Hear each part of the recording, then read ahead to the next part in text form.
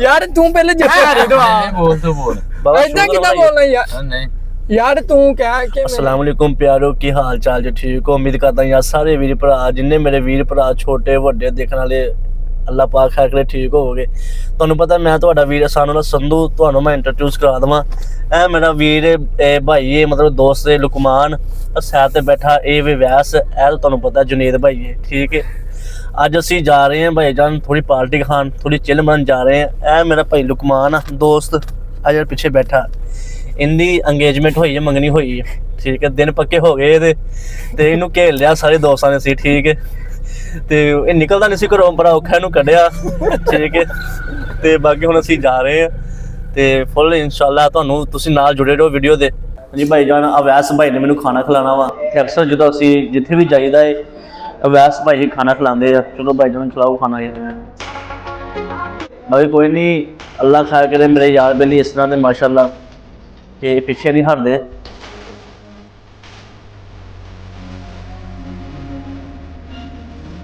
ना एडी कमी महसूस होने देंगे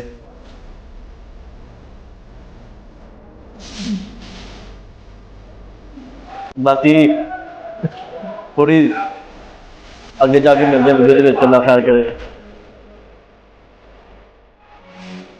असी ट्रेड खा के आ गए लुकमान भाई का शुक्रिया अदा करने भाई जान शुक्रिया अल्लाह तुहाडा काम तोड़ निभावे भाई जान तो तक तो लैके जाए वेलकम भाई जान तुसीं भी शुक्रिया अदा करो यार हाँ जी बिल्कुल भाई बहुत शुक्रिया तुहाडा तुसीं भाई सानू दावत खवाई ते भाई बहुत मजा आया वेलकम डॉक्टर साहब इदां ही दावतां चलदियां रहणियां इंशाअल्लाह हुण कोई ना कोई छोटी मोटी गल ते दावत पै जाएगी नहीं भाई हां जी ते इदां ही हुण निजाम चलदा ते रहे शादी तो बाद टाइम ना करो बाहर निकलाया करो जरा हैं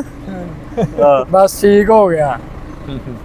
ਸਾਡੇ ਦੀ ਦੁਆ ਬਸ ਭਾਈ साडी दुआ अल्लाह खैर करे भाई तेरे नाल ਇਹਦਾ ਭਾਈ ਵਿਆਹ ਕਰੇ ਭਾਈ ਉਹਨਾਂ ਨੇ ਬਹੁਤ ਉਹ ਮਹੀਨਾ ਲੇਟ ਹੋ ਜਾਏ ਕੋਈ ਮਸਲਾ ਨਹੀਂ ਆਵਾ ਚੈੱਕ ਕਰੋ ਰੌਣਕਾਂ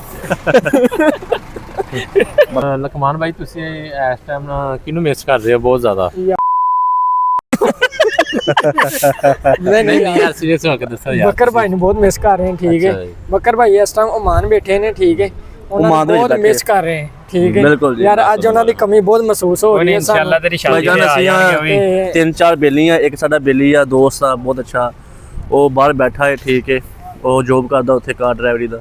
ਤੇ ਬਾਕੀ ਉਹ ਵੀ ਇਨਸ਼ਾਅੱਲਾ ਦੀ ਸ਼ਾਦੀ ਤੇ ਆਏਗਾ ਤੁਹਾਨੂੰ ਉਹਦਾ ਵੀ ਇੰਟਰਵਿਊਸ ਕਰਾਵਾਂਗੇ ਅੱਲਾਹ ਖੈਰ ਕਰੇ ਤੇ ਬਾਕੀ ਪਿਆਰੋ ਅਸੀਂ ਵਾਪਸੀ ਆ ਚੁੱਕੇ ਹਾਂ ਠੀਕ ਹੈ ਤੇ